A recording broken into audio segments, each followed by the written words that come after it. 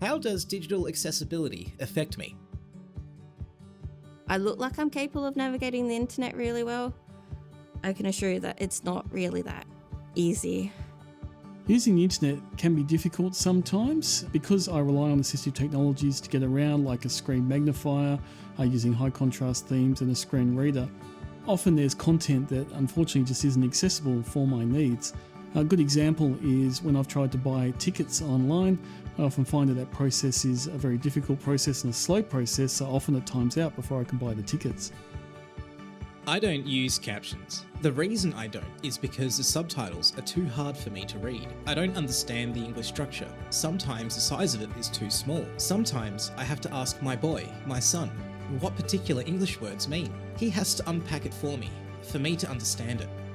A lot of the times things aren't really clearly labelled or they information overload, and it's really hard to struggle with what is actually important. It can get very overwhelming and my brain can explode from it. You never know what else's stress is already impacting, and then that on top of it can be debilitating sometimes. The average layout of a website these days is borderline unusable. If I'm going on a website to read something, just show me the text. Like, that's it. I'm trying to read a 5,000 word, bit of investigative reporting, and I cannot process it because of the way it's been shaped. I think most people, I imagine, have ad blocker pretty much on every browser they have these days, but it's not really enough to curtail design decisions. The benefits of assistive technologies built into our everyday devices can't be understated. For me, being able to access a computer, access a mobile device, access a TV at home is entirely possible thanks to assistive technology. Really, turning on assistive technologies means that I can independently access information, and can't stress the word independent enough. When I go to the bus stop, the app would come up and I know when time the bus is coming. It's actually really helpful because it gives me independence. I wouldn't have to rely on support from my mum to wait with me for the bus to come. If somebody was to message me, like a doctor or something, I find that really, really hard. I then send it off to my friend or my partner to video the meaning back to me.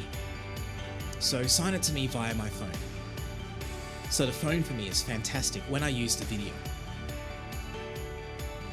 Well, mobile phone, I got wrapped around me with everyone who would ring on it, and I got sisters, Katie and Maddie, brother Dylan. Now I just gotta press one of those buttons and it rings. I use my phone for Facebook because I find that quite simple. I get to speak to my family. I get to, see my grandkids on videos. I get to speak to my friends, see, what they're doing. I think myself lucky for what I can do on it. Having my laptop has actually allowed me to go on YouTube. I use the captions a lot. Sometimes get distracted and bounce place to place, so reading means that I can focus on it.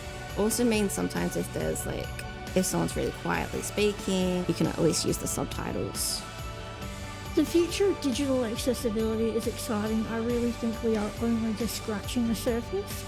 There is so much out there that is just beginning, and it's honestly exciting. To make things more accessible and inclusive, we just need to work together. And the more we work together, the more we talk, the more we discuss, the more we invent, the more we plan accessibility, the better it gets for everyone. With thanks to participants, in order of appearance, Chloe Braybon, Dr. Scott Hollier, William Cooper, Patrick Marlborough, Phoebe Pugh, Bryn Jones, Deborah Lambert, Letitia Thompson. Centre for Accessibility Australia. accessibility.org.au. Supported by Department of Communities, WA.